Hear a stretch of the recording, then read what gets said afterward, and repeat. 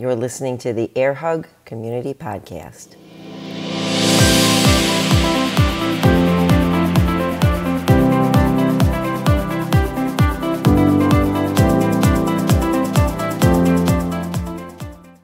Hello and welcome. My name is Judy and I am the host of the Air Hug Community Podcast. And if you're new here, let me just tell you what we're all about. We are a community that believes supporting each other can be wonderful and it helps improve the lives of others as well as our life. We believe in living well, and that includes physical fitness, eating well, but also mental fitness. We believe that movement should be fun and that eating to live better should also be fun and delicious. We have conversations and stories from guests and myself that are often inspired by the thousands of conversations I've had one-on-one with working with women over the last dozen years, but also with conversations with several of my besties with our one-on-one walks that we love to take together. So have a listen, and I'm really glad you're here. Thank you so much for joining in. Well, hi there and welcome back. I'm so aware of time this week. It's just, I keep thinking about we never get time back. We never get time back. And I think it's because this is the week at the time of this recording that we just recognized the 20th anniversary of 9/11. And it's been such a eye-opener. You know, it's thinking back to 2001 and all the thoughts we had during that time have just been come flooding back to us. And so I just keep having this thought this week that time is not refundable. And I'll tell you, I'm not the most efficient at working at things and productivity, but I'll tell you this week, I have really tried to be more and more aware of it and tried not to get sucked into little things like procrastinating and mostly procrastinating. I love to procrastinate with a cup of coffee, but lately I've been like actually literally setting the timer for my morning coffee, and then if I want coffee after a meal, it's like, okay, hurry up. I don't know. It might be because I just started wearing Invisalign too, and so I'm trying to keep, the Invisalign in as long as I can, but I digress. Okay, let's move on to today's topic because it's really something that agitates me. It gets under my skin, and that is the topic of detoxing.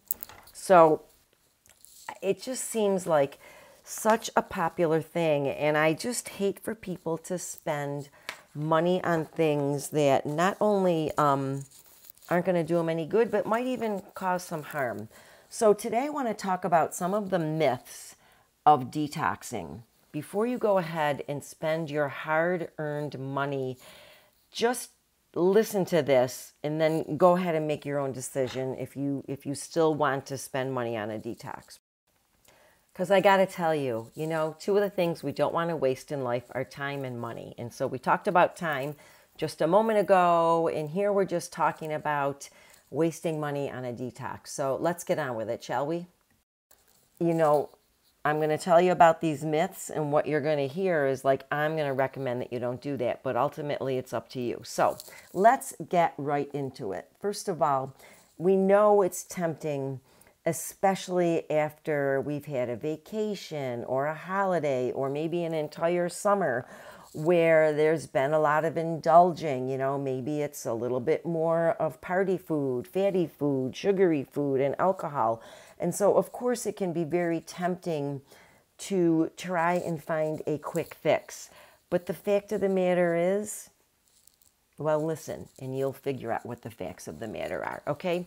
I'm going to jump right into what are the myths of detoxing and what are the truths. So, the thing about detoxing is the claims are that it cleanses your system and it provides benefits such as increased energy, better digestion, reduced inflammation, and of course, the most popular one would be weight loss.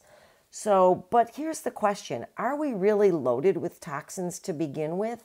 And do we actually need assistance to get rid of them? Okay, let's hop into the myths. Number one, your body needs help detoxing. Okay, that is absolutely a myth because here's the fact. Your body is designed to detox itself. And that, ladies and gentlemen, is the purpose of the existence of having a liver. So let's talk about the types of toxins before we go any further. There are endotoxins and exotoxins. So endotoxins are byproducts made by our body, things like lactic acid, urea, and feces. Exotoxins come from outside the body, from things like chemicals, pollutants, and pesticides. Okay, the liver is our detoxer. Like I said a minute ago, it's made for the job. So, in order to keep our body free of toxins, the best thing that we can do is take care of our liver so that our liver can do its job. So, how should we take care of our liver? Well, that's easy. All we need to do is follow a healthy diet, including a diet that avoids or minimizes excess sugar, alcohol, and fatty food. Okay, bingo. I mean, we have been hearing that forever, and really, we need to listen to it. All right, number 2, a myth. Detoxing can restore health. No, it can't. All right, a poor diet can lead to a fatty liver. And the problem is, once you have a fatty liver, it's kind of like a Hotel California. Once the fat goes in, it doesn't come out. So the more fried and sugary foods that we eat in excess, the more likely we are to have a fatty liver. And that can lead to something called non-alcoholic fatty liver disease.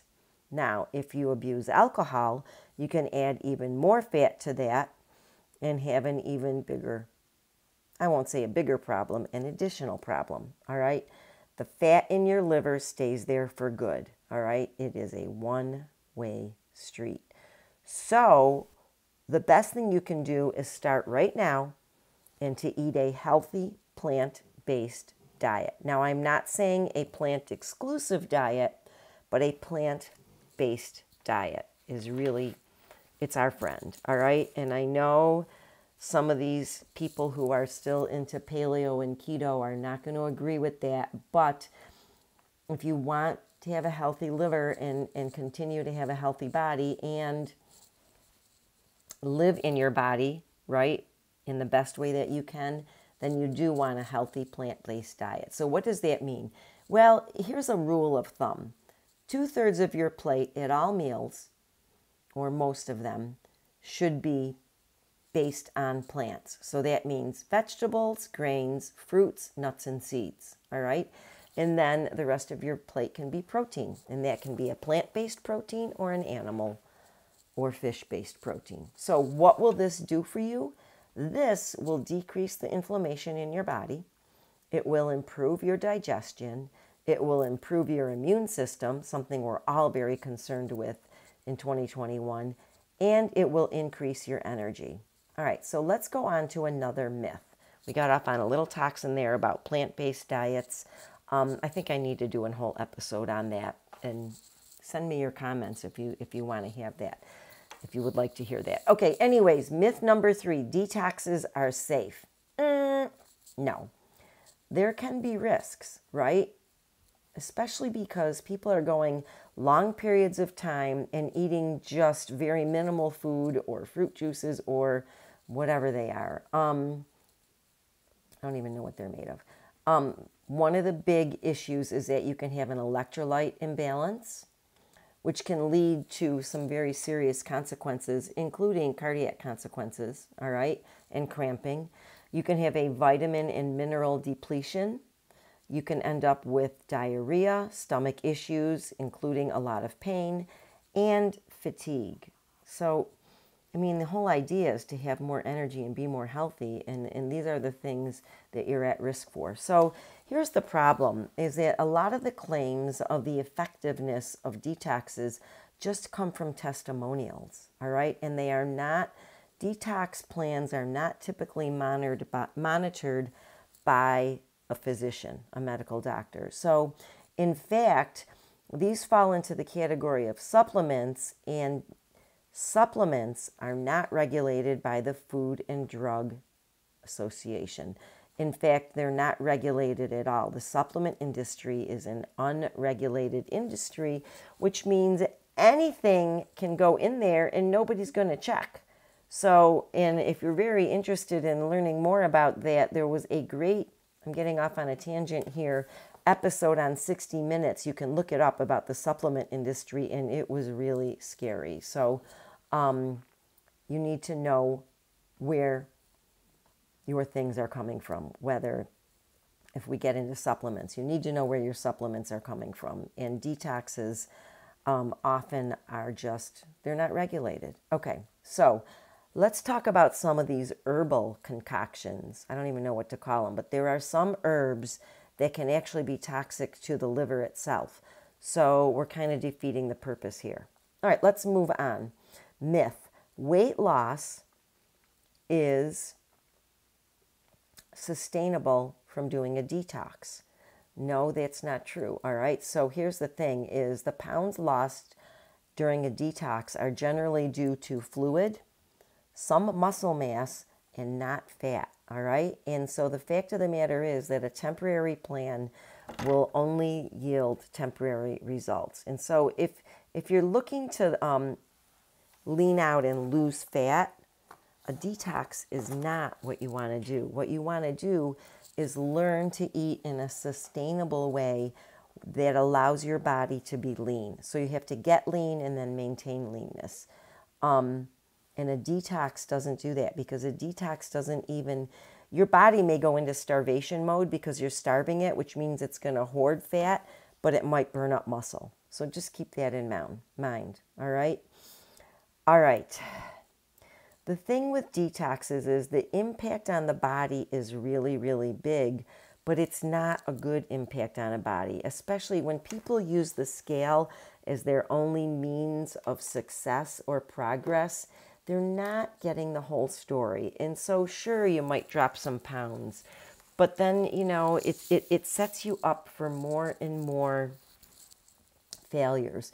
Because what's going to happen is the weight you're going to gain after the detox is going to be fat, and you've already lost muscle.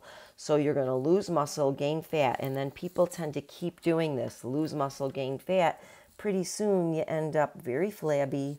You're gaining fat, so your liver's not benefiting. Some of that fat is going to your liver. And remember, the liver is Hotel California. So what you're doing is ultimately making your body less able to get rid of the toxins that it needs to get rid of. So that is, the story on detoxes. If you ask me, I'm going to say don't waste your money. Instead, put your effort into learning how you can eat and just find a system that works for you. How can you eat a plant-based diet? And remember, it doesn't have to be exclusively plants unless you want it to. That's totally up to you. You decide. But, you know, a diet where 2/3 of your plate at almost all of your meals, if you're eating, you know, I don't know, 21 meals in a week, maybe you want like 18 of them to have 2/3 of your plate with vegetables. So not vegetables, plant-based food. I often interchange vegetables for plant-based or plant food, but remember, you know, seeds and legumes and fruits and grains are also included in that. So it's not as hard as you think. All right, that's all I have for today. Thank you so much for listening. I really, really, really had to get this off my chest. Because, you know what, getting back to the beginning with time, we never know how much time we have. And, you know, we really would like to have the best quality of life possible, right, with our time on this planet. So why not teach ourselves and treat our bodies well? Because after all, we love ourselves, right? And the very quick answer to this is yes, we do. And that's something else that we can work on long term. Love yourself because you have to live in your body. All right. Amen to that. Have a great week, and I will be back with a new episode next week.